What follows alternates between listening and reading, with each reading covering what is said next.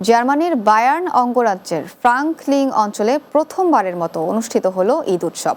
প্রবাসী বাংলাদেশিদের অংশগ্রহণে আয়োজিত এ উৎসবে ধর্মীয় সম্প্রীতির পাশাপাশি বাংলা সংস্কৃতি ও ঐতিহ্যকে নতুন প্রজন্মের কাছে তুলে ধরতে গুরুত্বপূর্ণ ভূমিকা রাখবে বলে মনে করছেন আয়োজকরা।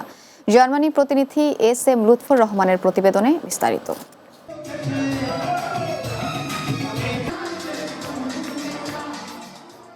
জার্মানির বায়ার্ন অঙ্গরাজ্যের ফ্রাঙ্কেন অঞ্চলে ধর্মীয় অনুভূতির আলোকে অনুষ্ঠিত হয়েছে ঈদ উল আজহা উৎসব।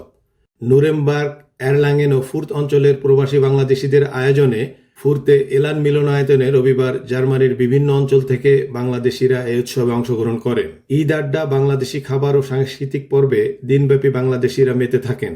ফ্রাঙ্কেন অঞ্চলে প্রথমবারের মতো এত বড় উৎসবে যোগ দিতে পেরে অনেকেই তাদের সুখকর অনুভূতি প্রকাশ করেন। আজকে এত সুন্দর আয়োজনের জন্য বিশেষ করে আয়োজকদের অনেক অনেক ধন্যবাদ।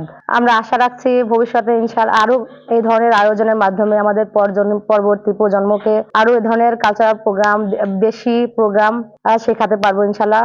আজকের এই ঈদ মিলন মেলা প্রমাণ করে যে আমাদের ধর্মীয় অনুভূতি এবং বাংলা সংস্কৃতির আয়োজন দিনে দিনে বেড়েই চলেছে। আমি আয়োজকদেরকে অসংখ্য ধন্যবাদ জানাচ্ছি। ঈদ মোবারক।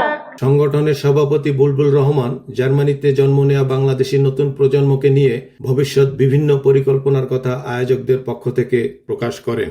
আজকে জার্মানির বায়ার্ন প্রভিন্সের ফ্রাঙ্কলিন, বিশেষ করে ফুর্ত, এলাঙ্গেন, নুরেমবার্গের পক্ষ থেকে আমরা সবাই মিলে ঈদ আয়োজন করেছি এবং তাতে আমাদের নতুন প্রজন্ম যাদের এখানে জন্ম, যারা বাংলাদেশের কালচারের সাথে খুব কম চলাফেরা, তাদেরকে অনেক কিছু শিখাতে পেরেছি এবং আপনাদের জার্মানির বিভিন্ন এলাকা থেকে উপস্থিতি এবং আমাদের দেওয়া উৎসাহতে, আপনাদের দেওয়া উৎসাহতে আমরা এই অনুষ্ঠানকে সত্যি খুব সুন্দর মতো করতে পেরেছি এবং আমি সবাইকে ধন্যবাদ জানাই।